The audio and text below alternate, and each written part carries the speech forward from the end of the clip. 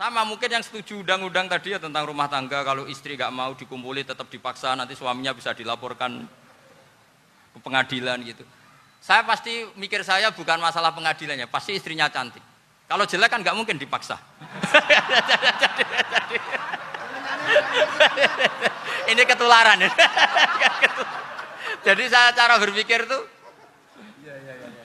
jadi tak pikir lucunya saja, bukan pikir seriusnya. Ketularan ini sudah ketularan ini. Karena keburukan itu mudah nular.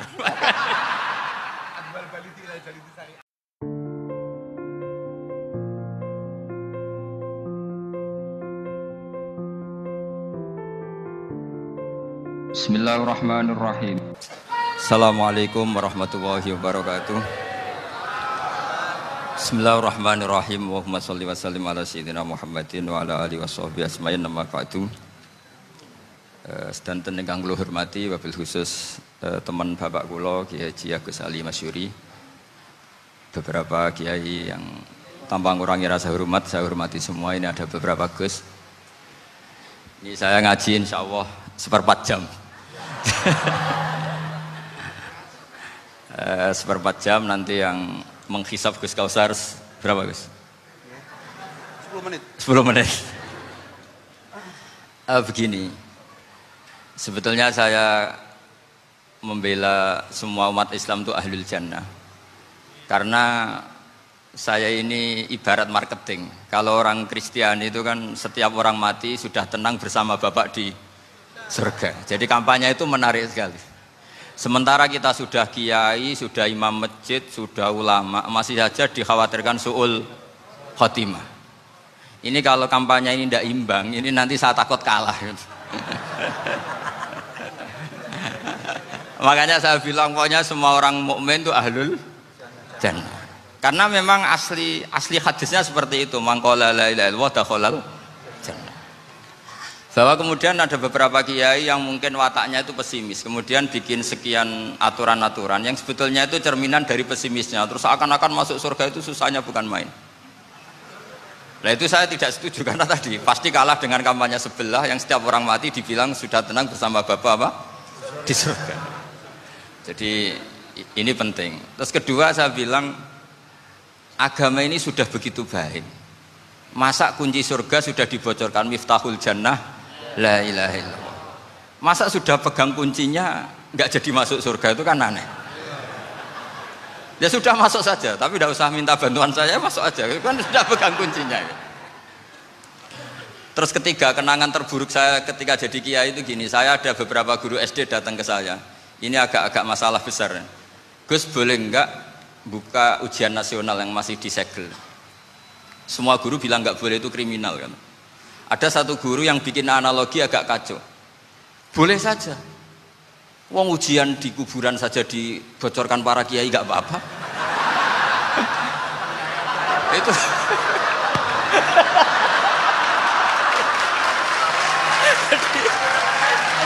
tapi ini kriminal ya. Perhatian kepada kiai, nggak boleh memukul pemateri.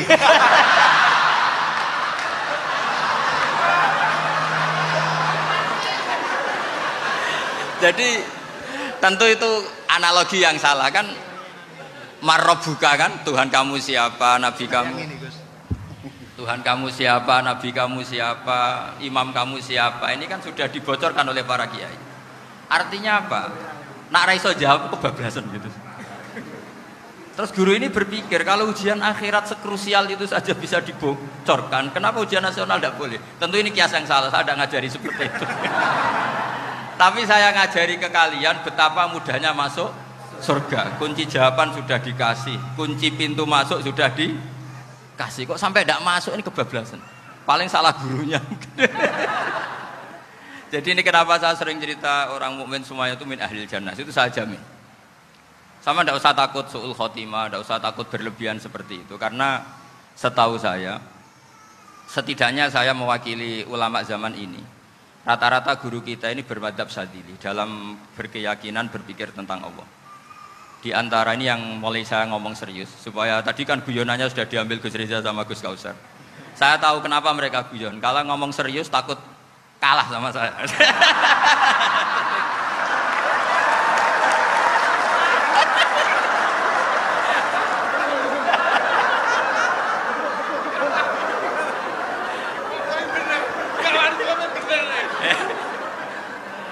Karena saya ini sudah terkenal pemikir serius, jadi artinya itu satu kepintaran mengalihkan. Ya, oh ya, sudah itu satu kecerdasan. Tidak hanya ngalim tapi butuh cerdas. Betul cerdas. Jadi itu bukti beliau ini cerdas itu. Saya berpikir begini, ini madzhab Syadzili. Kita semua tentu Syadzili karena kita semua ngaji kitab Hikam. Kita tahu kitab Hikam itu muridnya Abul Abbas Al-Mursi. Abul Abbas Al-Mursi muridnya Syekh Abdul Hasan apa? Asy-Syadzili. Saya masih ingat betul makalah itu dan saya ulang-ulang. Setiap saya ngajar di sarang saya ajarkan itu. Kilali kata Abdul Hasan Asy-Syadzili, saya pernah dapat hatif, dapat semacam ilham. Apa makna min syarril waswasil khannas? Itu kata beliau dijawab oleh hatif itu. Hatif itu nggak perlu diterjemah tadi ada karena tadi diajarin itu. Apa yang dihidupkan itu nggak perlu dijelaskan. kata hatif tadi, waswasun yadkhulu bainaka wa baina habibika. Yunsika altofahu alhasanah wa yudzakiruka af'alaka asai'ah wa yukassiru indaka dzatas shimal wa yuqallilu indaka dzatal yamin liya'dila bika an husni dzanni billah ila su'i dzanni billah. Jadi yang dikatakan waswas adalah kamu digiring untuk hanya ingat sisi-sisi kamu yang negatif, dilupakan bahwa Anda punya sisi-sisi yang positif. Misalnya seperti ini, mungkin secara fikih tadi banser-banser tegas, wah ini masalah lelaki perempuan dipisahkan gini-gini. Tapi kenapa Ghazali bilang ya sudah gini gak apa-apa. Sebetulnya ada rukhsah itu karena ini di depan umum. Yang paling pantangan Nabi itu la yakhluwanna rajulun bimra'atin. Ini ada yang menjaminnya gitu. Malah khawatir saya di sini dipisah tapi setelah berduaan nggak bisa. Jadi toleransinya karena ini di depan umum. Itu masih ada toleransinya. La yakhluwanna rajulun bimra'atin. Begitu juga ketika kita dosa, misalnya kita dosa. Orang Islam setiap dosa itu pasti ingat salahnya, kemudian istighfar. Dan ketika satu kebaikan dibandingkan keburukan, itu kata semua ulama, karena sayyi'ah itu bernilai 1, kebaikan bernilai apa? 10. Itu masih surplus berapa? 9. Jadi itu cara berpikir Abdul Hasan Asy-Syadzili. Kenapa kamu harus berpikir positif tentang Tuhan? Sekali berpikir tentang negatif, itu bahaya betul. Misalnya begini, kamu berpikir tak rewangi jadi kiai, sujud, rukuk, ternyata aku tetap mlebu neraka. Gunane apa? Itu menurut saya kan nggak punya akal. Sujud itu satu kelaziman menghamba kepada Allah. Normalnya seorang hamba itu ya sujud. Kemudian gara-gara kamu ingin masuk surga, terus logika kamu dibalik. Gunanya apa saya sujud? Ternyata saya masuk neraka. Itu pertanyaan yang benar-benar bodoh dan itu menjadikan Allah benci. Logikanya dibalik begini. Ini saya ngomong serius karena ini bentuk kemenangan saya ini bentuk kemenangan saya. Saya berkali-kali ngomong di kota pelajar di Jogja karena banyak pengujinya juga. Bukan sekedar pendamping tapi penguji. Banyak yang profesor, bukan sekedar doktor, banyak yang profesor. Jadi biar ini dok. Begini. Saya pernah ditanya sama seorang dosen, Gus, saya ini ngaji hadis banyak, tapi ada yang saya tidak paham, yaitu mangqala la ilaha illallah dakhalal jannah, ada kalimat wa in zana wa in saraka. Meskipun pernah zina, pernah maling. Ini kan seakan-akan mentoleransi perzinaan dan pemalingan. Terus saya bilang, oh makna hadis itu seperti ini. Jadi kebenaran absolut, kebenaran yang mutlak itu tidak akan terganggu oleh status perilaku seseorang. Saya berkali-kali memberi contoh. Orang yang ditangkap KPK akan bilang 1 tambah 1 2. KPK-nya juga bilang 2. Rivalitas dalam politik, Pak Prabowo ya bilang 2, Pak Jokowi juga bilang 2. Orang yang zaniyah, yang lonte pun akan bilang 2. Muftinya juga bilang 2. Ketua MUI-nya juga bilang 2. Artinya gini, kebenaran yang absolut adalah kebenaran yang siapapun akan meyakini seperti itu. Seperti 1 ditambah 1 2. Kamu punya musuh bilang 2. Kalau ibu-ibu ini punya maru ya marunya bilang 2 tadi tambah mama. Enggak tahu saya terjemahnya apa tadi. Nah, kebenaran yang absolut itu kebenaran yang siapapun pasti mengakui. Dan uniknya begini, saya pernah ngaji acara himmah, acara pondok sarang di Demak. Kalau kamu bilang 1 ditambah 1 menjadi 2, untuk mengatakan 2 itu kamu butuh hadiah enggak? Mereka semua jawab enggak. Kita semua enjoy saja mengatakan tembok itu putih. Kenapa? Karena memang putih. Kita mengatakan 1 tambah 1 2 karena memang kita tanpa presentasi dapat hadiah, dapat penghormatan. Kenapa untuk mengatakan Allah itu Tuhan, kita butuh surga? Memangnya kalau tidak ada surga, Allah tidak jadi Tuhan? Ini problem orang soleh-soleh yang terlalu pesimis. Makanya nanti orang-orang soleh itu masuk surganya berat. Tapi kalau orang alim lebih gampang kira-kira seperti itu. Iya, karena kan imannya lebih bagus. Dalam hadis qudsi, Allah ini yang dibuli orang-orang soleh. Laulam akhluk jannatan wala naron alam akun ahlan an uto'a, dalam hadis qudsi itu. Kalau saja saya tidak menciptakan surga dan neraka, apa saya tidak jadi Tuhan yang perlu ditaati? Apa kalau kamu tidak saya kasih uang 1 juta terus bilang 1 tambah 1 11? Enggak kan? Tetap bilang berapa? 2. Kalau kebenaran absolut yang 1 tambah 1 kamu bilang 2 meskipun tanpa mendapat hadiah. Kenapa untuk bilang Allah Tuhan kamu butuh hadiah surga? Itu kan serai ikhlas belas. Makanya saya terus mengajarkan ikhlas. Ikhlas itu bisa dilatih dengan akal, dengan pikiran, bil ilmi lah. Harus dilatih. Nah di sini ini momen atau makna yang mestinya harus difahami wa inzana, bahwa kalimat ini sah meskipun dilafadzkan seorang yang pernah zina. Sama seperti 1 tambah 1 2 sah, diucapkan siapa saja sah. Dan siapapun akan mengucapkan itu secara ikhlas. Ini penting saya utarakan. Sehingga setelah ada firqah-firqah takfiri yang mengatakan orang megang keris itu syirik, ke kuburan syirik, ini syirik. Itu salah besar. Salahnya adalah tadi kalimat-kalimat atau kebenaran-kebenaran absolut ini sudah jadi sibghatullah man ahsanu minallahi sibghah. Kalimat ini begitu absolut di hatinya orang mukmin. Sehingga ketika terganggu oleh hal-hal yang adat istiadat kayak pegang keris, kayak apa, ini tidak mengganggu. Tetap kualitas iman ini di atas keyakinan adat membawa apa keris. Kalau orang membawa keris menjadi syirik karena percaya sama makhluk. Orang misalnya kejawen kalau nggak bawa keris nggak nyaman. Orang kota itu kalau nggak bawa ATM juga nggak nyaman. Itu tidak dihukumi syirik. Kamu pergi lupa bawa HP nyaman enggak? Enggak, kenapa enggak dihukumi syirik?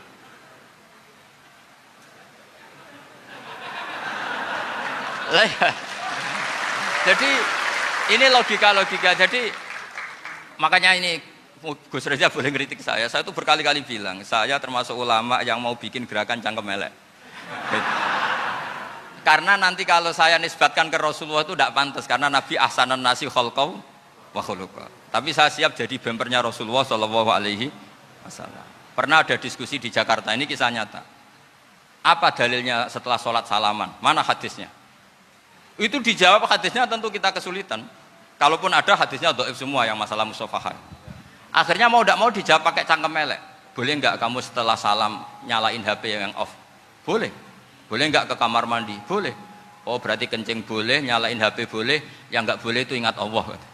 Karena mereka mengkritik wiridan, ngeritik salam. Akhirnya mikir deh, ada enggak hadisnya orang setelah sholat nyalain HP? Enggak ada kan? Tapi mereka nyalain HP enggak hambatan, tapi untuk salaman masalahkan. Ke kamar mandi boleh, tapi untuk wiridan enggak boleh. Akhirnya mereka sadar, oh iya. Lama-lama dibisi gini yang kelompok itu. Kamu itu korban aliran supaya kamu gak ingat Allah, ingatnya HP-nya. Sehingga orang wiridan kamu kritik, orang nyalain HP tidak kamu kritik. Itu kelompok itu adalah kelompok orang-orang yang supaya orang Islam itu lupa Tuhannya.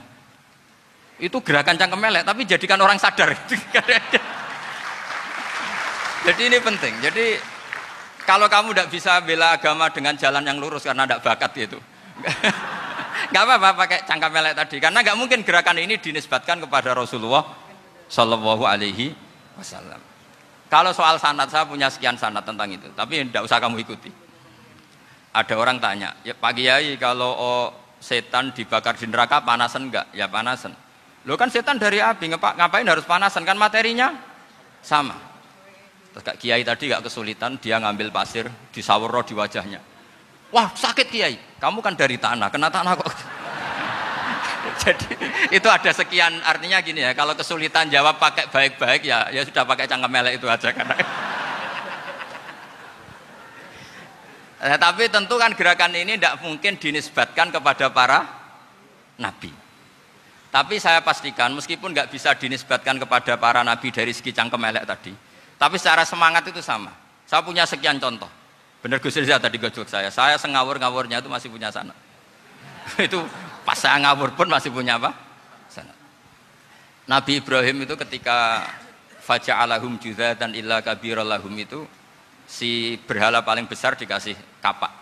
Ketika mereka geger, ini siapa yang berhala-berhala kecil? Kata mereka, sami'na fata yadhkuruhum yuqalu lahu Ibrahim. Ya kira-kira Ibrahim lah gitu. Terus Ibrahim didatangkan, siapa yang melakukan ini semua? Ini jawaban Nabi Ibrahim, bal fa'alahu kabiruhum hadza. Ya tanya yang bawa pedal, saya kan tidak bawa. Terus kata orang-orang, otak kamu itu di mana? Masa berhala disuruh nanya, kan nggak bisa ngomong. Ibrahim kembalikan, uffil lakum wa lima ta'buduna min dunillah. Lalu otak kamu di mana? Sudah tahu nggak bisa ngomong kok disembah gitu. Itu ada kata uffin. Uffin itu kalau diterjemah kira-kira ya agak-agak jancuk gitu. Kira-kira seperti itu. Ya kira-kira seperti itu. Jadi Sekarang dalilnya jancuk apa Gus? Bahkan juga biasa kalau misalnya saya bilang sudah itu. Gimana? Jancuk itu dari dak tinggalkanlah suan perkara sing elek. Krono ilate wong Surabaya kakean rawon akhirnya ngomongnya jancuk.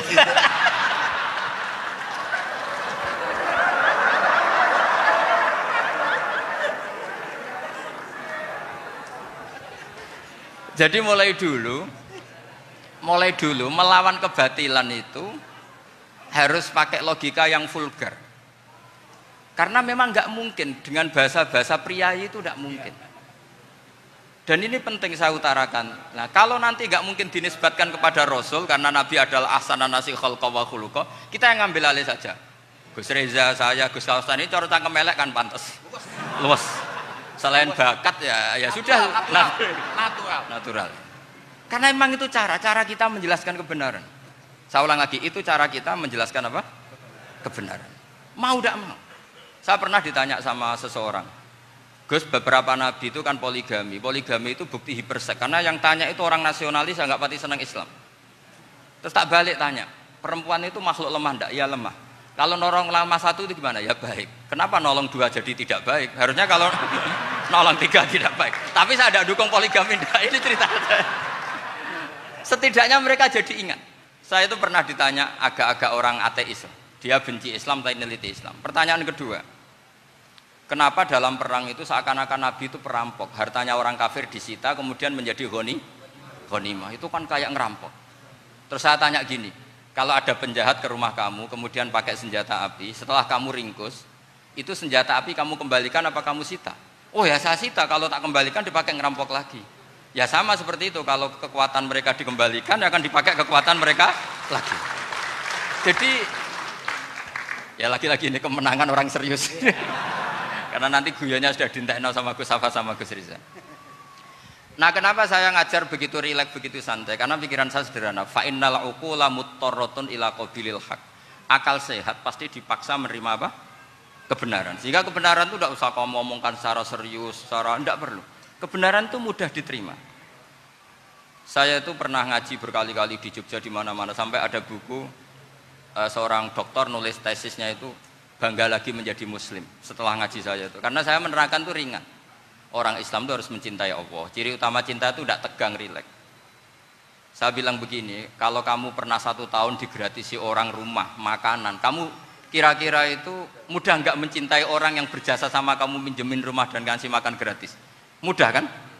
Apalagi kita ini mudah mencintai orang yang minjemin mobil 1 tahun, ngasih rumah 1 tahun, apalagi selamanya. Kenapa kita tidak mudah mencintai Allah yang memberi kita bumi, air, oksigen, semuanya kita dikasih Allah. Akhirnya mereka mikir, wong mencintai seseorang yang ngasih dalam durasi 1 tahun saja mudah, apalagi mencintai Allah yang ngasih kita tanpa batas. Itu disebut walladzina amanu asaddu hubbal lillah. Orang mukmin itu mudah sekali mencintai Allah. Caranya dilatih tadi. Kita mudah mencintai orang yang berjasa sama kita. Kenapa tidak mudah mencintai Allah yang tentu jasanya lebih besar? Nah, karena akhir-akhir ini banyak orang yang terlalu nazir, terlalu kata Nabi kan basyiru walatu nafiru yasiru walatu as siru. Sehingga saya bikin gerakan. Pokoknya semua orang mukmin pasti masuk surga. Nanti soal ada kesalahan-kesalahan kecil yang menjadikan orang su'ul khotimah itu sifatnya kehati-hatian. Jangan menjadi hukum. Hati-hati itu tidak menjadi hukum. Kalau kamu nyupir hati-hati itu bukan berarti pasti kecelakaan, enggak. Hati-hati itu ya hati-hati saja, tidak menjadi hukum. Ini penting saya utarakan karena kubu sebelah kampanyenya sudah tadi, setiap mati mesti tenang bersama Bapak di surga. Sementara kita mau kampanye, kamu sholat tidak mesti diterima, haji tidak mesti diterima, jadi kiai tidak mesti masuk surga. Coba kalau kita kampanye gitu terus, yang mau jadi muslim itu siapa? Jadi ini sudah tak perhitungkan matang-matang, saya milih macam seperti itu. Ya ini saya pikir sudah, ini pembandingnya supaya punya waktu. Saya suka sekali. Nah ini yang sesi terakhir ya, sesi terakhir. Saya akan cerita fikih karena Nyun sewu Gus, ada iklan sebentar dari ibu-ibu, pentolan mic kurang dekat ke mulutnya Gus Baha. Sehingga suaranya tidak terdengar sampai ke belakang. Oh, gitu, pentolannya didekatkan Gus ke mulutnya. Ini kalau ngomong konotasinya itu mesti nyerempet. Sudah apa ya? Sudah ahlinya di situ. Ya malah ada di situ.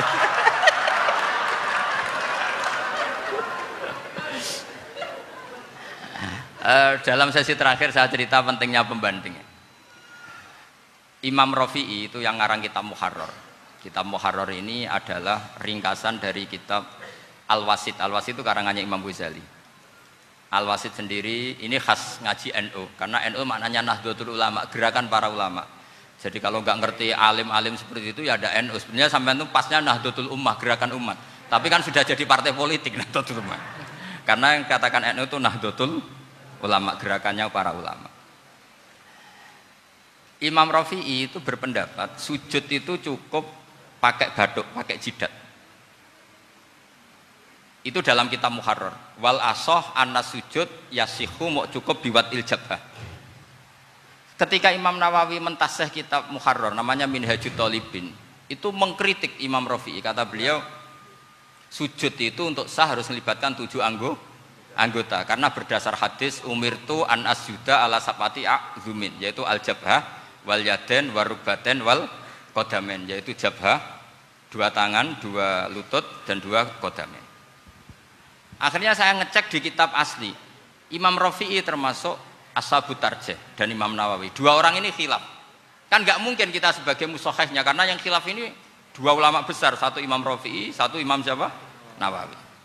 Kita tidak bisa hanya ngikuti Fathul Mu'in yang mengatakan idzakhtalafan Nawawi war Rafi'u kudiman Nawawi, tidak bisa, karena Imam Nawawi ini sering nginduk sama kitabnya Imam Rafi'i karena senior Imam Rafi'i.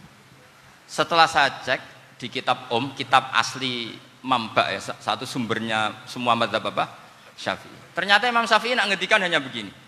Wa uhibbu, saya suka setiap orang Islam sujud itu melibatkan 7 anggota karena itu aman, pasti sah. Tapi wayah tamilu kata beliau, tapi mungkin saja sujud hanya watul jabah itu sah. Kenapa kata Imam Syafi'i?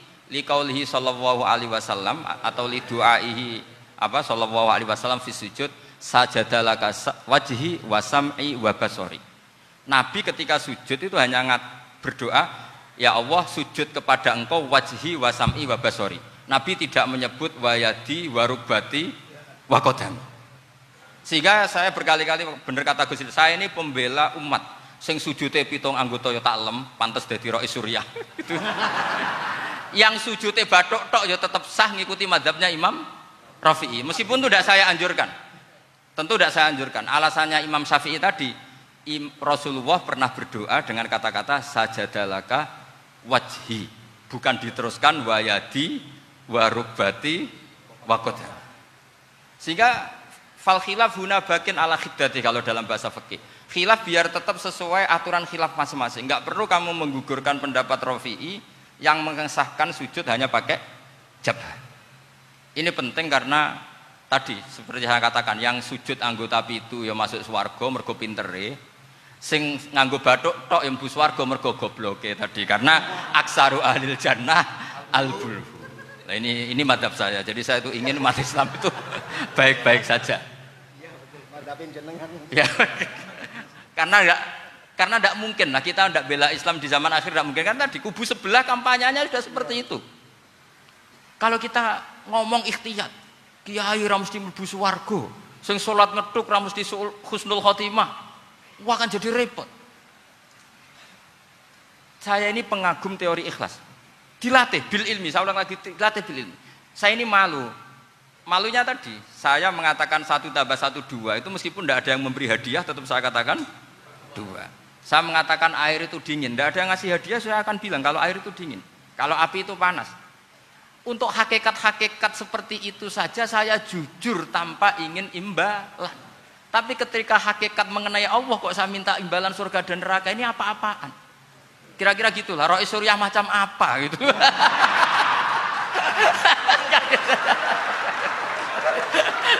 Ya saya kira demikian. Assalamualaikum warahmatullahi wabarakatuh. Waalaikumsalam warahmatullahi wabarakatuh.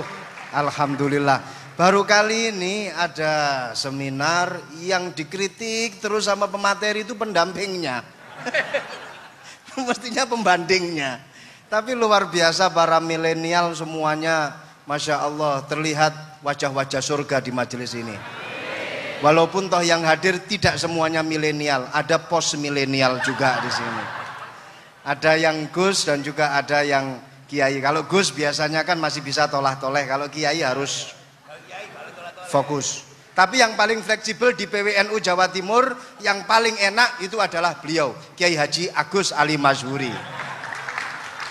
Enaknya pripun? Dadi kiai ya iso, dadi Gus ya iso. Itu posisinya paling enak di antara pengurus-pengurus yang lain. Tepuk tangan untuk beliau, enggak apa-apa. Langsung saya buka pertanyaan. Yang ditanya 2 orang, jangan pendampingnya. Yang ditanya 2 orang. Kalau enggak Gus Bahak, Gus Kausar. Saya hitung sampai 10, nggak ada pertanyaan, kita tutup dengan doa. 1, 10. Ada yang 2 mawon nggih, pertanyaannya 2. 1, monggo. Yang perempuan, saya ingin yang perempuan, monggo. Sudah 2, silakan.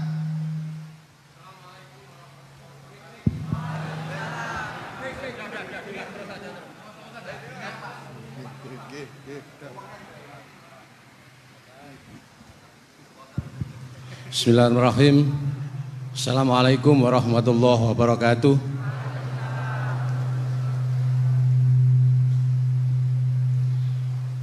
Yang saya ingin tanyakan kepada Gus Bahak, saya itu sering ngaji lewat YouTube panjenengan Gus.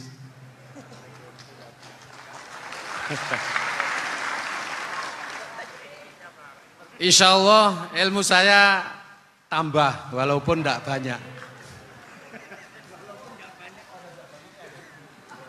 Yang saya tanyakan, nopo ilmu kula niki barokah? Yang pertama, karena saya ngaji lewat YouTube panjenengan, saya tidak izin. Untuk itu hari ini saya izin panjenengan, mudah-mudahan ilmu ingkang saya dapat dari panjenengan niku saged barokah niku Gus.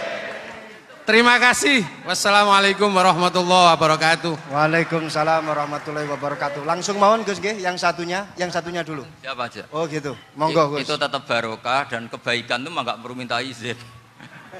Kalau kebaikan minta izin jadi repot. Jadi kalau dalam kitab fikih disebut iktifaan bil idzni syar'i, karena syara akan selalu memberi izin sama kebaikan. Itu udah hanya masalah YouTube sampean. Tadi melihat wajah Gus Ali ibadah, pamit dulu.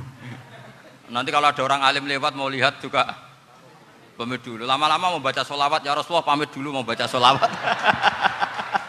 Jadi semua kebaikan itu cukup iktifaan bil idzni syar'i.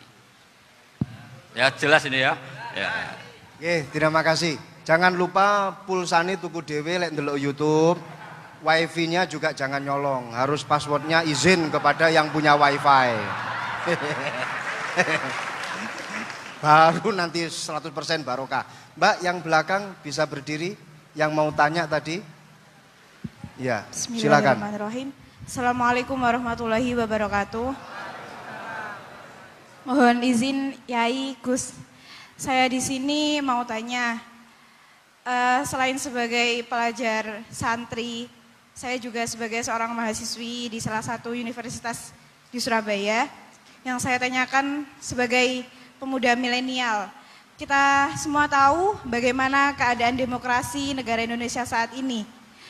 Yang saya tanyakan, bentuk dari hubul waton minal iman. Hubul waton di sini, bolehkah saya sebagai seorang mahasiswi menyuarakan pendapat saya, berjuang bentuk ijtihad demi keadilan berupa demonstrasi?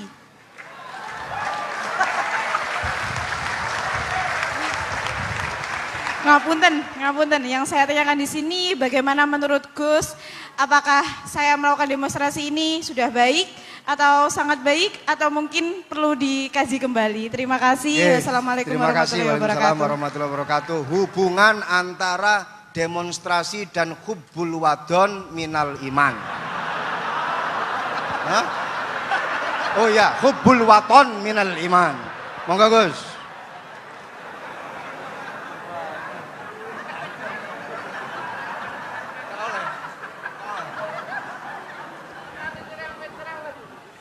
Ini benar-benar ahli. Begini kan, demonstrasi itu kan makna pokoknya itu kan apa? Memperlihatkan. Makanya demonstrasi kekuatan maknanya ya show ya, memperlihatkan satu apa? Kekuatan. Sehingga kalau dalam Islam itu ya fleksibel, asal itu tidak merugikan orang lain, tidak anarkis, tidak mandorot bagi kelompok lain tentu boleh. Bahkan kalau tidak menyuarakan suara kita tentu dengan cara-cara yang tetap islami ya, itu malah kita disalahkan karena berarti tidak ikut bertanggung jawab terhadap proses bernegara, tapi tentu disuarakan secara konstitusional dan secara baik. Kemarin pas demo di Jogja yang rame itu masalah rancangan KUHP itu, rektor UI juga ketemu saya, pamit Gus mau demo ya tapi yang baik dan sopan kan. Karena begini ya, di Quran itu ada ayat walau la dafu nasa ba'dahum bi ba'dil fasadatil ard. Jadi kekuatan manapun itu harus dikontrol. Tentu kontrol itu macam-macam. Tapi tentu saya ulang lagi, jangan anarkis, jangan melakukan sesuatu yang kontraproduktif.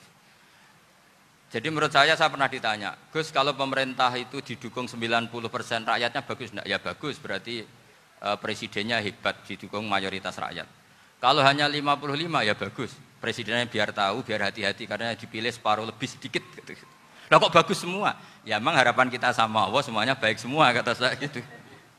Jadi susahnya apa sih kita melihat sesuatu itu, asal agama ini kan gampang, asal tidak maksiat itu baik. Asal tidak maksiat itu baik. Makhuyira Rasulullah bina amroini lakhtaro aisarohuma malam yakun isman. Jadi demo itu bukan, nah kalau demo yang diharamkan sebagian fatwanya ulama tentu yang maknanya yang anarkis. Kalau yang dihalalkan tentu maknanya yang tertib. Itu biasa dalam hukum fikih. Rasulullah ngendikan A, mahmalnya seperti ini. Rasulullah ngendikan B, mahmalnya seperti ini. Karena kadang ngendikanin Nabi cara zahir itu berlawanan. Misalnya Nabi ditanya, amal paling baik apa ya Rasulullah? Nyaur utang gitu. Karena biasa yang ngemplang mungkin yang tanya itu tukang. Tapi kadang Nabi jawab birrul walidain. Kadang jawab as-sholat li awwali waktiha. Karena penanyanya ini beda. Enggak tahu sholat. Gimana? Cintaku enggak tahu sholat. Ya, cintaku ora tahu sholat kata beliau. Kan gitu. Jadi ini penting saya utarakan karena zaman Nabi itu ya biasa Nabi misalnya ngendikan sesuatu itu. Terus ada juga sahabat yang memperlihatkan pendapatnya. Tapi tidak niat bantah. Masyhur itu dalam tarikh. Saya beri contoh yang masyhur itu. Nabi pernah sholat duhur itu 2 rakaat. Sebagian riwayat mengatakan asar, tapi yang lebih kuat itu duhur. Setelah 2 rakaat Nabi sholat, itu akabirus sahabat papan atas itu tidak ada yang ngendikan karena mereka sopan semua, tahu etikal. Setelah Nabi pulang sudah dekat pintu, ada sahabat yang berdiri. Ya Rasulullah, aku siroti sholatu amnasita. Ini sholat model kosor, apa engkau lupa? Tapi sahabat yang nggak tanya, ini niatnya malah lebih agak-agak buruk. Baguslah kalau sholat terbaru 2, berarti besok ya 2. Karena pakai teori nasah mansuh, berarti hukum itu pakai yang terbaru. Jadi gayanya tidak tanya, tapi lebih sama. Mungkin yang setuju undang-undang tadi ya tentang rumah tangga, kalau istri nggak mau dikumpuli tetap dipaksa, nanti suaminya bisa dilaporkan ke pengadilan gitu. Saya pasti mikir saya bukan masalah pengadilannya, pasti istrinya cantik. Kalau jelek kan nggak mungkin dipaksa. Ini ketularan ya. Jadi saya cara berpikir tuh, jadi tak pikir lucunya saja, bukan pikir seriusnya. Ketularan ya, sudah ketularan ini. Karena keburukan itu mudah nular. Akhirnya Nabi kembali lagi, enggak, kullu dzalika lam yakun, semua itu enggak terjadi. Tapi Nabi sebagai orang yang sangat, ya sebenarnya enggak boleh dibahasakan sangat demokratis, sangat bijak. Nabi kembali lagi ke mimbar terus tanya, ahakun maqalahu dzulyaten, apa betul yang dikatakan dzulyaten tadi? Kata sahabat semua, betul ya Rasulullah, tadi engkau sholat hanya 2 rakaat. Nabi kemudian takbir lagi, meneruskan 2 rakaat terus salam.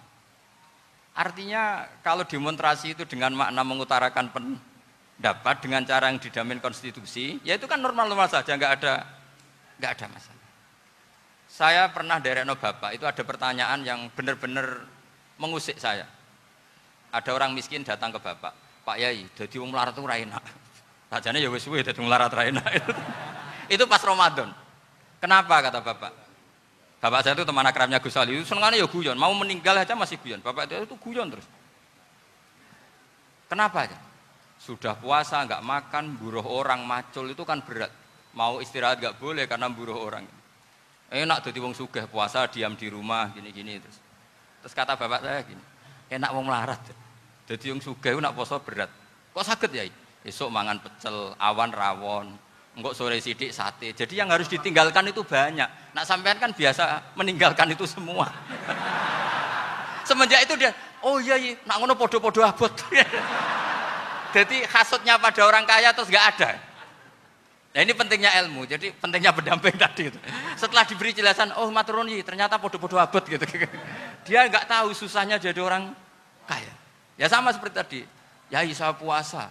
Kerja gini-gini bojo sitok elek terus dari yang bojone 4 cantik semua abot aku. Karena harus ninggalkan 4 yang cantik tadi yang bisa menghidupkan tadi itu. Itu kan juga demonstrasi, artinya mengutarakan apa yang, jadi itu saya pikir seperti itu. Ya ini pokoknya gitu aja ya. Assalamualaikum warahmatullahi wabarakatuh. Waalaikumsalam warahmatullahi wabarakatuh.